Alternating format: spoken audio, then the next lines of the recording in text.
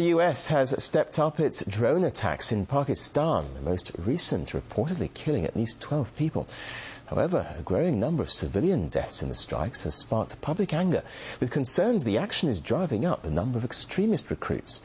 And now, with reports that the US plans to expand its drone war on Yemeni territory, criticism against the strategy is stronger than ever. RT's Gane Chichikan has the story. The U.S. is looking to expand its war on terror, but its methods are under fire. In Pakistan, CIA drone strikes aim at terrorists, but end up killing mostly civilians. Public outrage is growing. Hatred and anger foster more terror. If you push them against the wall, then this militancy and terrorism is going to increase. This is not the solution, because if you're attacking them by drones and they're not part of the war, they have the Taliban on the other side. Which party they're going to join? In Pakistan, in the 1 year, U.S. strikes killed 700 civilians, but netted only 5 actual militant leaders. Many Pakistanis are furious at their government for helping the Americans kill their own people. They accuse their leaders of doing that in exchange for billions of dollars from Washington. Americans, on the other hand, are not too happy with what they get in return for their billions. How long do we support governments that lie to us? When do we say enough is enough? Most governments lie to each other.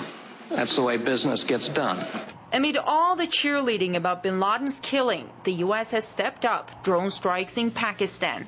The policy of drone strikes in Pakistan and the number of civilian casualties that result because of those drone strikes are allowing extremists like the Taliban and Al-Qaeda and other groups present in Pakistan to recruit new members, and they're doing that at an accelerating pace. Washington now sees Yemen as the most dangerous al-Qaeda outpost and is planning to step up drone attacks on the country, establishing a base in the Persian Gulf, specifically for that purpose, especially now when bin Laden's replacement, Ayman al-Zawahiri, is thought to be building up al-Qaeda's already significant presence in Yemen.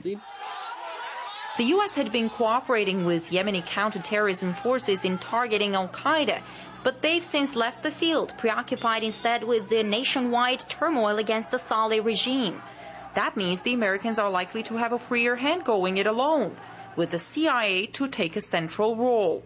Because the agency is not subject to the accountability the U.S. military is legally under, expect more bombs to fall on Yemen. When the U.S. starts to hit people who aren't members of al-Qaeda in the Arabian Peninsula, then I think the real worry is that it expands this war to the point where so many people join up with al-Qaeda. There's fury in Yemen over the killing of scores of civilians by the drone strikes. In one attack there, the American military, presumably aiming at an al-Qaeda training camp, ended up killing dozens of women and children. In another strike a year ago, a drone mistakenly killed a deputy governor in Yemen, his family and aides. With the expansion of the drone war, it seems the U.S. is seeking only a missile solution to fighting al-Qaeda. Analysts say some of the main features of this global chase are not having to take into account the voice of the nation that they're bombing and the lack of accountability when it comes to civilian deaths.